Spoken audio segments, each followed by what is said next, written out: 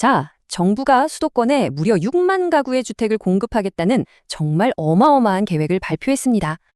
6만 가구. 이게 어느 정도냐면요. 서울에만 3만 2천, 경기에 2만 8천 가구가 들어서는 겁니다. 와, 정말 엄청난 물량이죠? 공급 부족에 목말랐던 시장에는 그야말로 희소식입니다. 그런데 이런 발표 어딘가 좀 익숙하지 않으세요?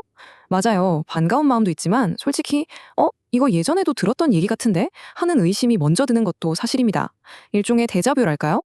사실 지난 정부에서도 야심차게 도심 유휴 부지 개발을 추진했었죠.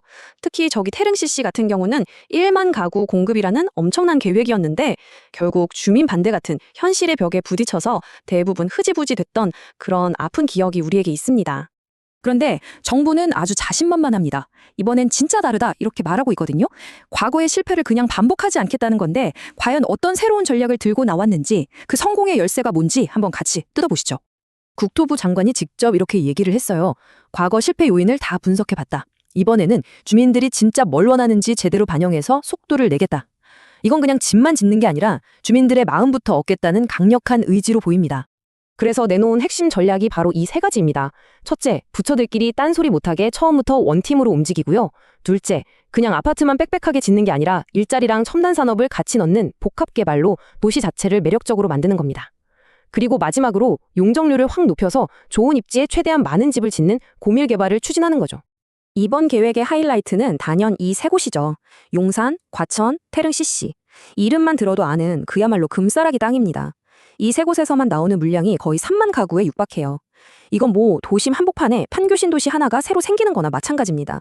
파급력이 엄청나겠죠? 개발 계획도 아주 구체적입니다. 용산은 국제 업무지구와 연계하고 과천 경마장 일대는 AI 테크노밸리로 만든다. 이런 식이에요. 이 외에도 독산 공군부대나 서울의료원 부지처럼 숨어있던 땅들을 총동원해서 직장과 집이 가까운 그런 멋진 랜드마크를 만들겠다는 구상입니다. 자, 여기까지 들어보면 정말 기대가 많이 됩니다. 계획은 그야말로 장밋빛이죠. 하지만 이런 멋진 계획이 현실이 되려면 아직 넘어야 할 산들이 꽤 많이 남아 있습니다. 전문가들이 이구동성으로 지적하는 가장 큰 문제가 뭐냐? 바로 시간입니다. 계획을 발표하는 것과 우리가 실제로 그 집에 입주하는 건 전혀 다른 얘기거든요. 보통 착공하고 입주까지 빨라야 3, 4년, 어쩌면 그 이상이 걸릴 수도 있다는 거죠. 정부 계획을 보면 2027년부터 순차적으로 착공에 들어간다고는 해요. 하지만 태릉 CC처럼 협의할 게 많은 복잡한 곳은 2030년은 돼야 겨우 첫 삽을 뜰 수 있을 거라고 봅니다. 그러니까 우리가 실제 입주하려면 정말 긴 호흡으로 지켜봐야 한다는 뜻이죠. 그리고 사실 이게 제일 중요합니다. 정부가 아무리 원팀을 외치고 복합개발이라는 멋진 당근을 내밀어도요. 결국 그 지역에 사는 주민들과 지자체가 오케이 하지 않으면 한 발짝도 나아갈 수 없어요. 과거의 실패가 바로 여기서 비롯됐다는 점 절대 잊으면 안 되겠죠? 자, 그렇다면 이 대책이 지금 당장 우리에게 그리고 부동산 시장에는 어떤 영향을 주게 될까요? 기대할 수 있는 효과와 남은 과제들을 한번 정리해 보겠습니다.